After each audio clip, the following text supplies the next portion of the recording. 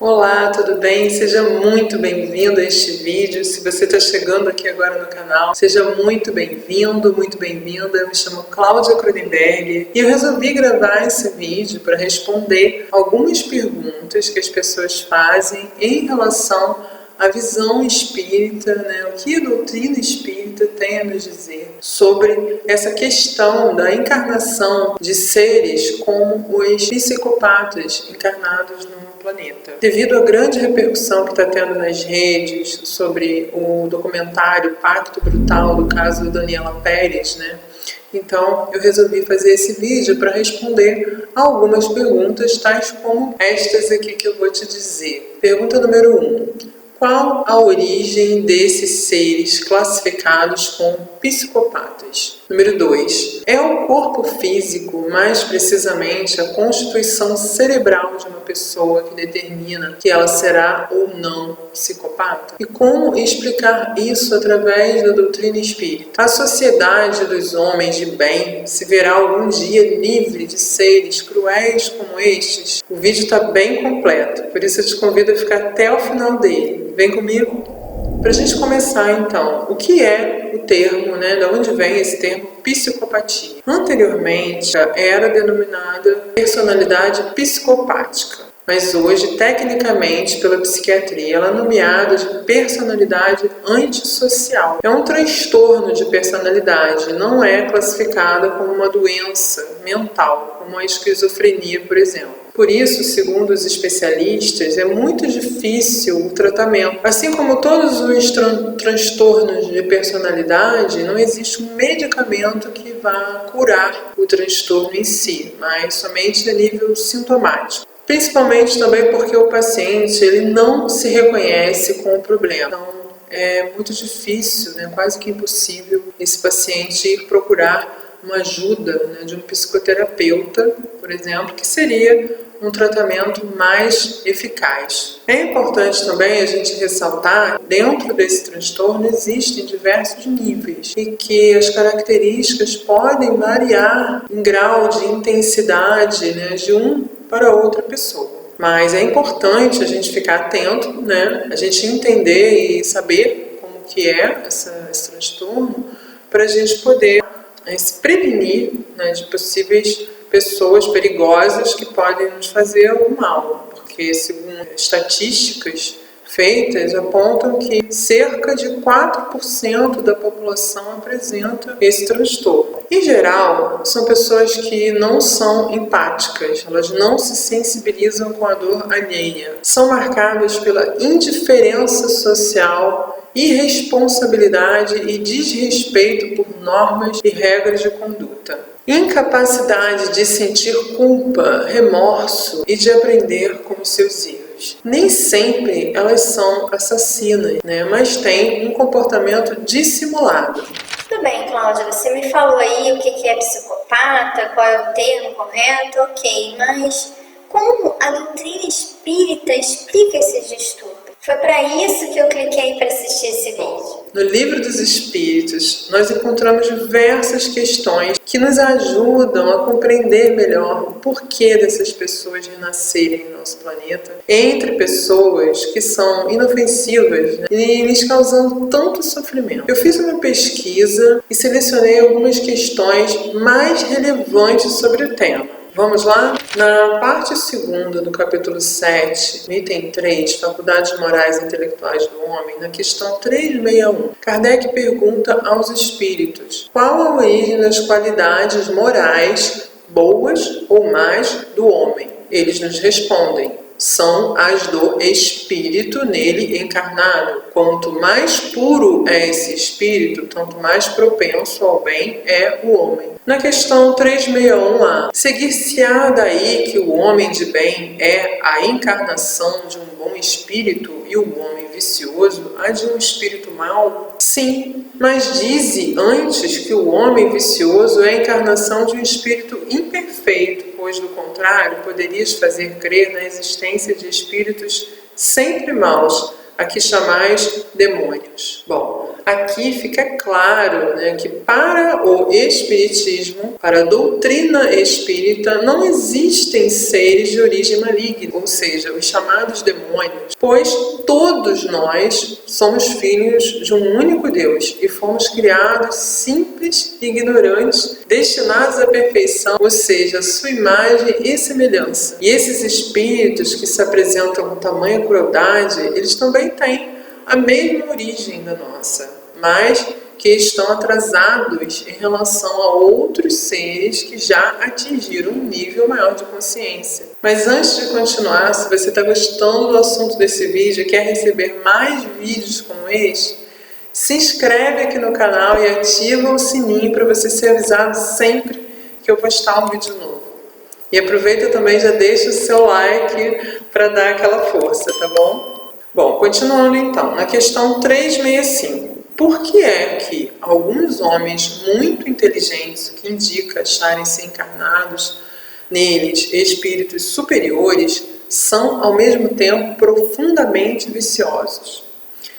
É que não são ainda bastante puros os espíritos encarnados nesses homens, que então, e por isso, cedem à influência de outros espíritos mais imperfeitos.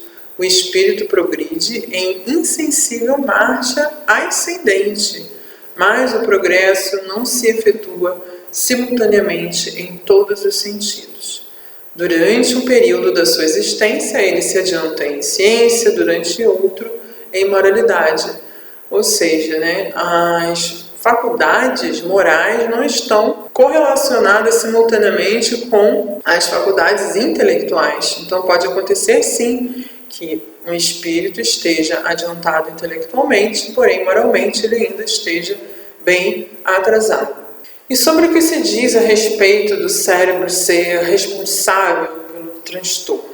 Na questão 369, Kardec pergunta: o livre exercício das faculdades da alma está subordinado ao desenvolvimento dos órgãos? E os espíritos respondem: os órgãos são os instrumentos da manifestação das faculdades da alma, manifestação que se acha subordinada ao desenvolvimento e ao grau de perfeição dos órgãos, como a excelência de um trabalho o está a ferramenta própria de a sua execução.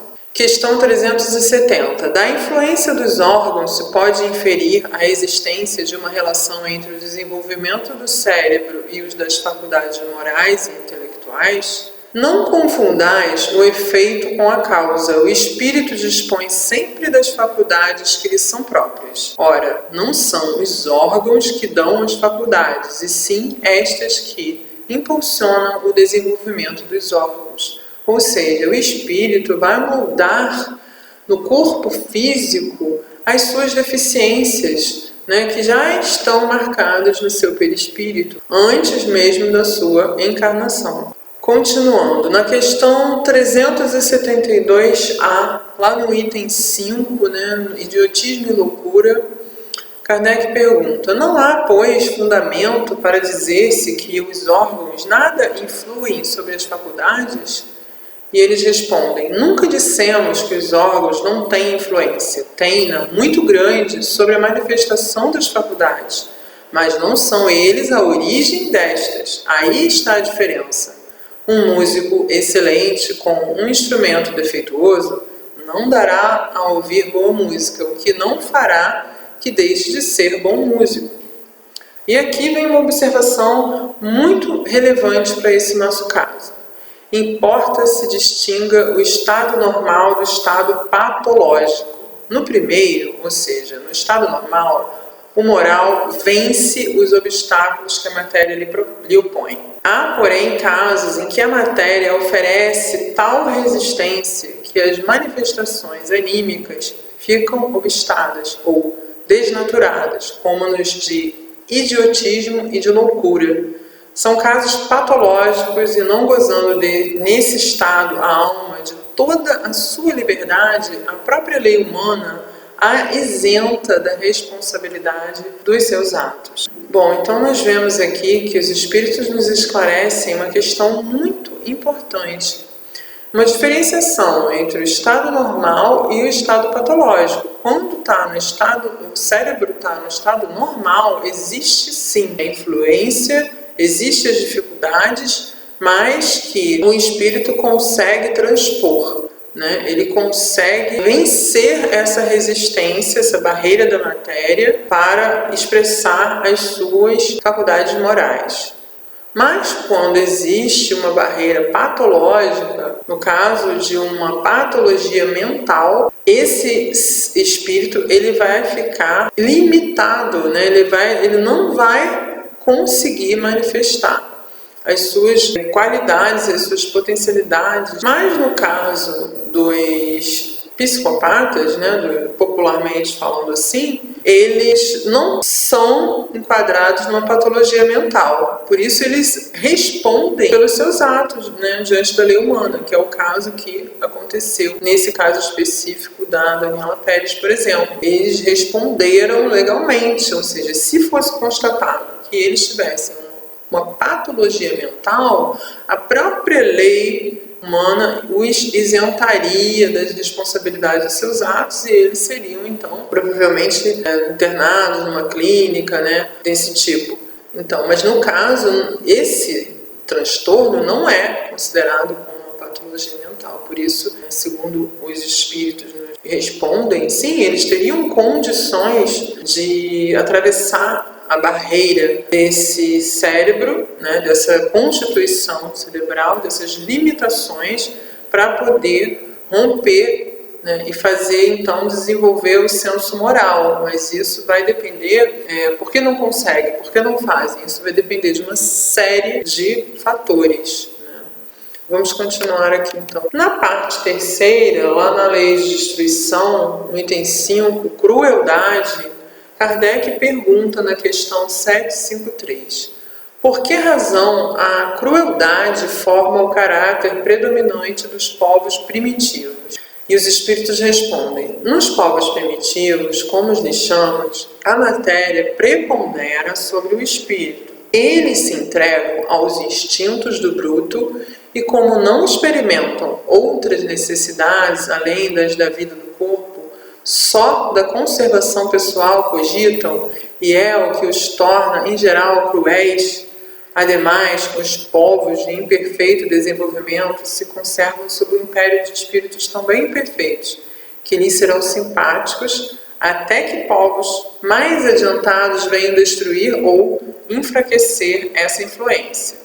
Aqui a gente pode observar a distinção dos povos primitivos em relação a povos mais adiantados, e a gente sabe que o nosso planeta é um planeta de provas e expiações, recém-saído da classificação de primitivos. Nós estamos em transição, né? Nós somos um planeta de provas e expiações, nós não somos um planeta adiantado, mas também não somos primitivos. Mas então aqui coabitam conosco seres que são ainda que são primitivos, que estão ainda começando o seu desenvolvimento do senso moral. E alguns estudiosos da doutrina nos dizem a respeito de que esses espíritos podem ser enquadrados naqueles espíritos que ficam muito tempo sem encarnar, né, sem reencarnar. E aí, como eles ficam muito tempo sem encarnar, quando eles encarnam, eles cometem verdadeiras atrocidades que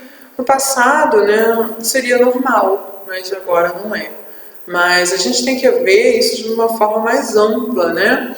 Por que esses espíritos ficariam tanto tempo sem encarnar? Né? Por que a lei divina, né, permitiria que esses espíritos ficassem atrasados, ficassem sem se atualizar nas encarnações? A gente está estudando aqui a fonte, né, do Livro dos Espíritos. O que a gente puder comentar sobre o assunto é válido como hipótese, né? A gente não pode determinar. A gente só está abrindo um leque de possibilidades aqui de acordo com o que está sendo dito.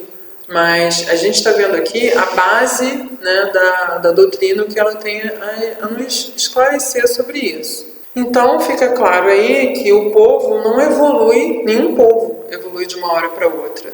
Então essa transição ela vai sendo feita, vai sendo misturado, né, aqui no planeta, pessoas de bem como pessoas de mal, né, não de má, não de origem má, mas que estão sendo tomadas ainda pelo primitivismo. Elas não querem sair daquele estado primitivo, ou porque elas ainda estão nesse estágio, estão saindo desse estágio, tentando sair, mas não conseguem, e também podem ser espíritos muito cristalizados no mal. Pessoas que já passaram por diversas situações, que foram lesados, né, que passaram por diversos traumas, ficaram muito rancorosos, com muito ódio, um ódio mortal, se revoltaram contra Deus, né, os espíritos revoltosos, se revoltaram contra a humanidade no geral e guardam essa sede de vingança, de ódio,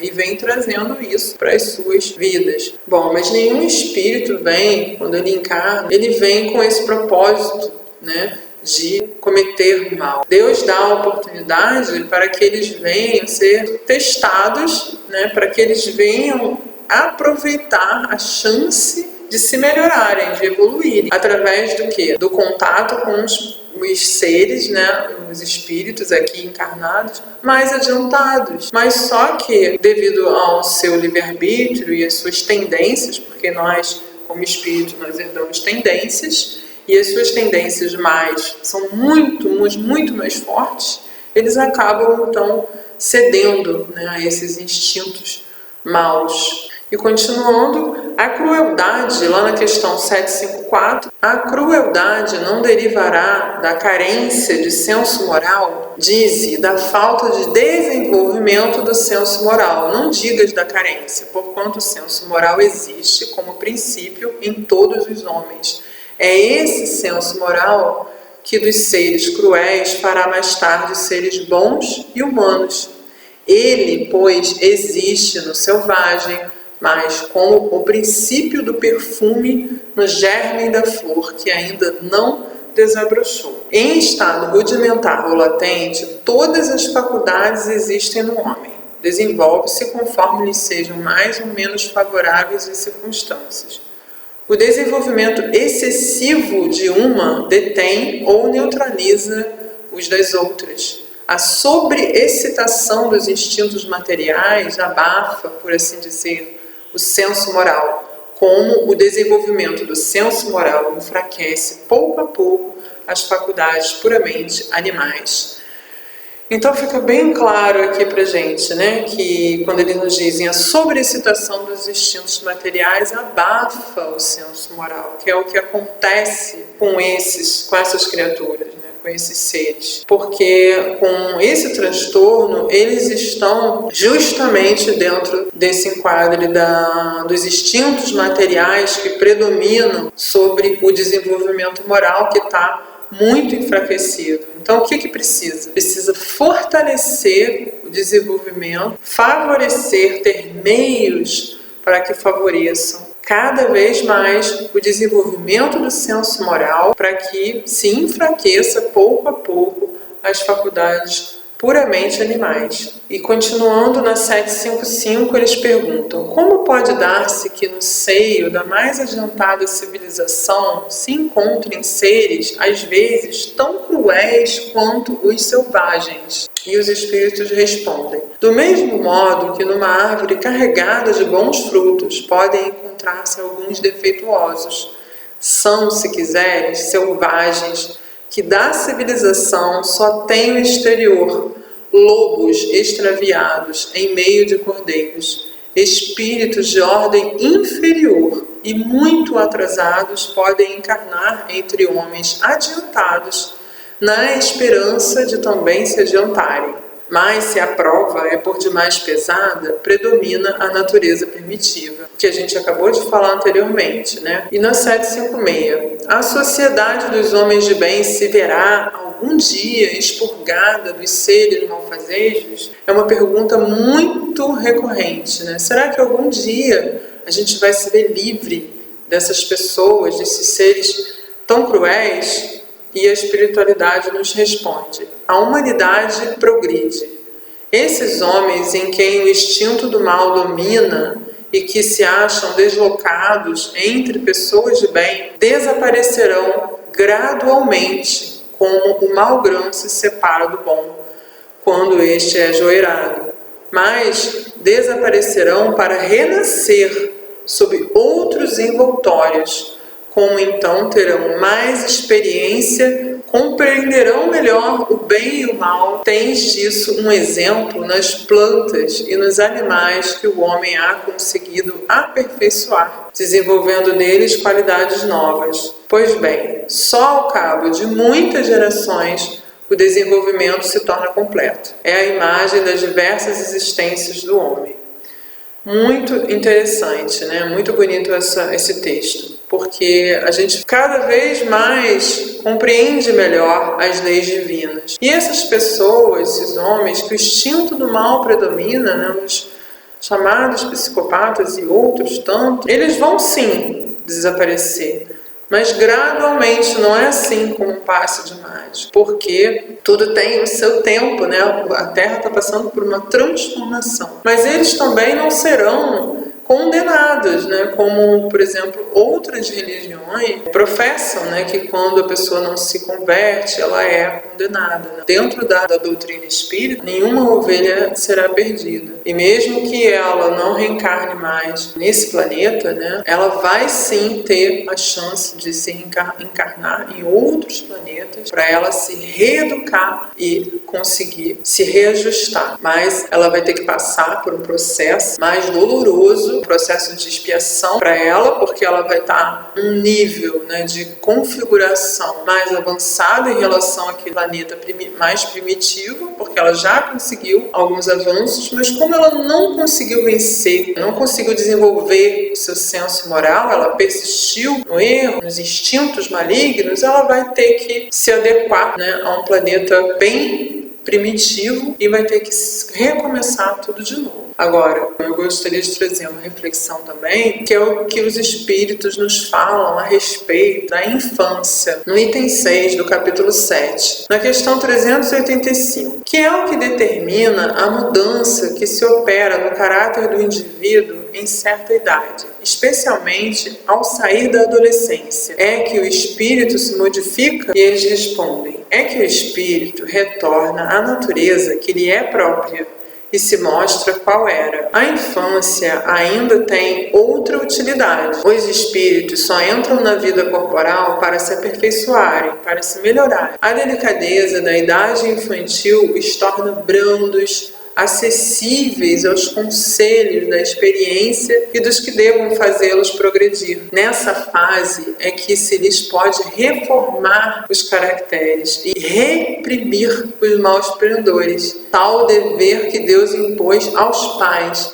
missão sagrada de que terão de dar contas. Assim, portanto, a infância não é só útil, necessária e indispensável, mas também consequência natural das leis que Deus estabeleceu e que regem o universo. Olha, eu recomendo a todos que leiam esse item da infância completo, porque aqui eu trouxe de forma resumida, mas é lindo, vale muito a pena vocês lerem na íntegra esse item. Não só o item, né, como todos esses capítulos, mas esse da infância é muito bonito. E isso nos chama, né, a atenção em relação à educação, ao cuidado dos pais, porque a gente observa que muitas dessas pessoas que têm transtornos desse nível, eles são tão cruéis, mas tiveram uma infância, às vezes, também desprovida de amor, de afeto, de carinho, de educação. E muitas das vezes, como os espíritos nos dizem aqui, eles não conseguem se adiantar, né, devido à falta de afeto. Porque essa fase da infância é que pode ajudar a reformar o caráter desses espíritos.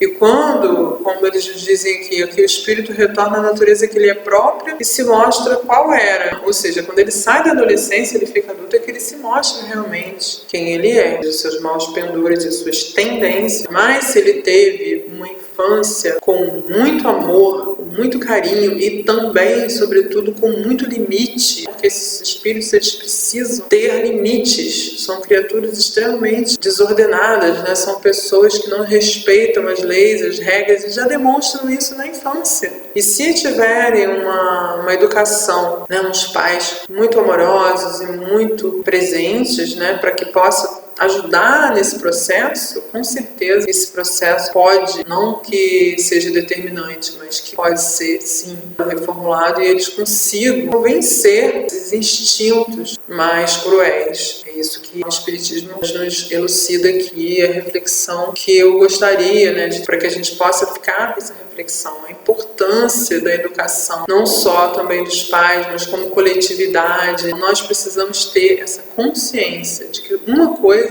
influencia na outra. Fica aí essas questões para a gente estudar, voltar nelas, refletir, e eu gostaria que vocês deixassem aqui, deixem suas perguntas, deixem os comentários aqui abaixo do vídeo. Vai ser um prazer responder também, tá bom? Espero que vocês tenham gostado aqui dessa minha contribuição, desse estudo aqui desse canal, e se inscreve aqui se você ainda não se inscreveu, para que a gente possa continuar os estudos aqui do canal, tá bom?